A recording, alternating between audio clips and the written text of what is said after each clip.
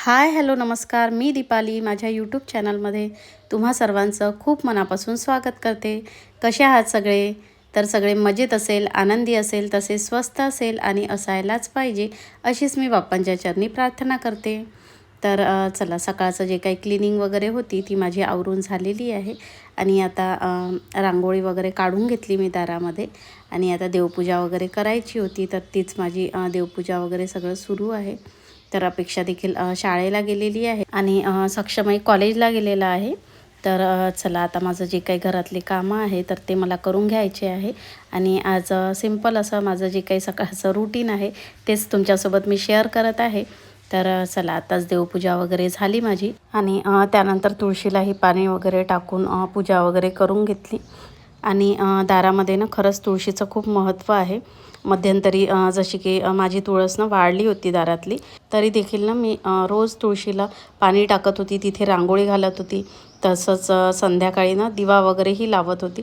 म्हणजे तिची एक म्हणजे कशी आपल्याला सवय पडलेली आहे रोज पूजा करणं, दिवा लावणं, ह्या सगळ्या गोष्टीची। आणि बरेच दिवस मला तुळस मिळालेली नव्हती, तरी देखील ना रोज सायंकाळी दिवा लावणं, पूजा करणं वगैरे सगळं मी करत होती, कारण रोज ते सगळं करण्याची एक सवय पडलेली आहे आणि सायंकाळचा दारातील दिवा बघून ना खरंच खूप प्रसन्न वाटतं। चला, पूजा वगैरे झाली आणि आता स्वयंपाकात ना फणसची भाजी करते मी।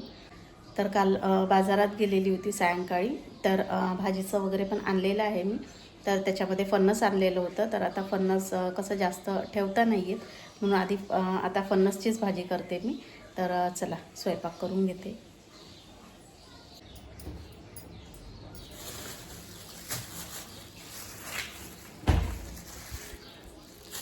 तर आमच्याकडे ना मार्केटलाच फणस कापून वगैरे देतात सगळं ते, तर कापलेलंच आणलेलं आहे मी। तर चला, याला आधी पाण्यात टाकून घेते आणि छान ना कोवळं आहे फणस अगदी। चला, पाण्यात टाकते त्याला।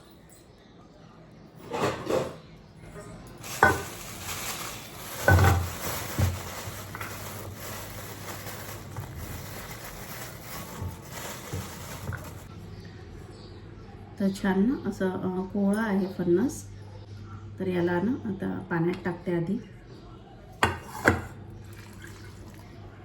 आणि असं फणस आणून ते चिरा, तर काय होतं, सगळे हात वगैरे खूप चिकट होतात त्याच्याने, म्हणून मी कापलेलंच फणस आणत असते मार्केटमधनं।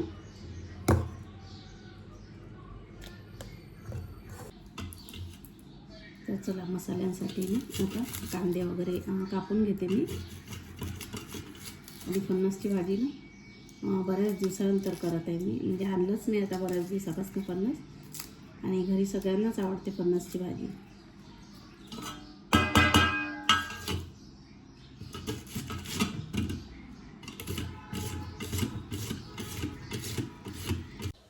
तर अगदी सिंपल असं मसाल्यामध्ये भाजी करत आहे मी।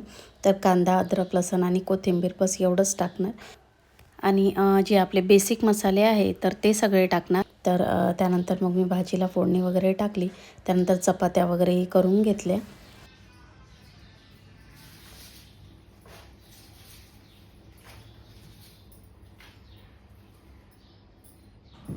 तर स्वयंपाक वगैरे झाला माझा आणि त्यानंतर सगळं किचन वगैरे ना आवरून घेतलं। तर काल ना बाजारात गेलेली होती मी सायंकाळी, कारण घरासमोरच मार्केट भरत असतं सोमवारला। तर हा मंगळवारचा व्लॉग आहे। तर ते सगळं जे काही भाजीचं वगैरे आणलेलं होतं तर ते सगळं आता ना काढून घ्यायचं होतं मला, आणि छान असे ना लाल लाल मस्त असे लालबुंद टमाटर मिळालेले होते, तर थोडे जास्तच घेऊन आलेली होती मी, कारण भाजीलाही लागतात। परत कधी आळण बनत असतं किंवा टमाटरची कढी वगैरे बनत असते, तर त्यासाठी ना असे लाल टमाटर असले की अजून खूप छान वाटते त्या टमाटरची कढी, आळण वगैरे। आणि परत ना भरपूर असे मी गाजर आणि मुळेही आणलेले होते, कारण जसं की आता ऊन पडायला लागलेली आहे आणि थोडे थोडे जे काही आपले उन्हाळी वाळवणाचे पदार्थ आहे तर त्यालाही मला सुरुवात करायची आहे बनवायला। तर म्हटलं आता मुळे आणि गाजर मिळाले काल छान मार्केटला, म्हणून घेऊन आलेली होती। त्याचे मला सांडगे बनवायचे आहे, तर बघते उद्या वगैरे बनवेन मी ते, कारण ते किसायला बराच वेळ जातो आणि मग बाकीचंही सगळं असतंच त्याच्यामध्ये, कारण ते थापायला वगैरे त्यालाही वेळ जात असतो। त्याच्यामुळे मग मी आज सायंकाळी वगैरे जमलं तर ना ते किसून ठेवणार फ्रीजमध्ये आणि उद्या करणार। म्हणजे तेवढा आपला वेळ न वाचून जातो. रात्री जर आपण तेवढं प्रिपरेशन करून ठेवून दिलं त्याचं तर तेवढा वेळ वाचतो आपला. कारण सकाळची भरपूर कामं असतात आपल्याला आणि त्यानंतर मग एक्स्ट्रा असं काही काम करायचं म्हटलं की त्यामध्ये आपला परत वेळ जातो. म्हणून थोडीफार पूर्वतयारी सगळी करून ठेवली की आपला वेळही वाचतो आणि ते कामही थोडं लवकर होतं. तर चला आता भाज्या वगैरे मी सगळ्यांना इथे काढून ठेवलेल्या होत्या. परत मिरचीचे देठही मी लगेच तोडून ठेवून दिले, कारण त्यामुळे ना मिरच्या थोड्या जास्त दिवस चांगल्या राहतात, म्हणून त्याचे देठ मी लगेच तोडूनच ठेवत असते. आणि त्यानंतर मला ना या टोपलीमध्ये कांदे ठेवून घ्यायचे होते. तर आधीचे कांदे सगळे ना त्यामधले झालेले होते, संपले होते आणि म्हणून मग त्याच्यामध्ये आता जसं साल वगैरे असतात कांद्याचे सगळे पडलेले, म्हणून ते सगळे ना मी काढून घेतले आणि ती टोपली तिथली ना सगळी स्वच्छ करून घेतली कांद्याची. आणि त्यानंतर मग सगळे कांदे वगैरे त्यामध्ये ना टाकून दिले. आणि त्यानंतर जे काही भाजीचं मला सगळं धुवायचं होतं तर ते सगळं धुवायला घेतलं. तर सगळे मुळे गाजर वगैरे ना धुवून ठेवायचे होते, म्हणजे सायंकाळी साल काढली की बस ते किसायला बरे राहतील आणि ते छान वाळूनही जातात आता धुवून ठेवले की. तर सांडगे करताना ना मुळा आणि गाजर ना किसावा लागतो, म्हणून मी जरा ना मोठ्या आकारातच आणलेले होते मुळे आणि गाजर वगैरे. कुणी कुणी यामध्ये ना कच्च्या पपईचा देखील वापर करत असतात, मात्र मी मुळा आणि गाजर याचेच बनवत असते.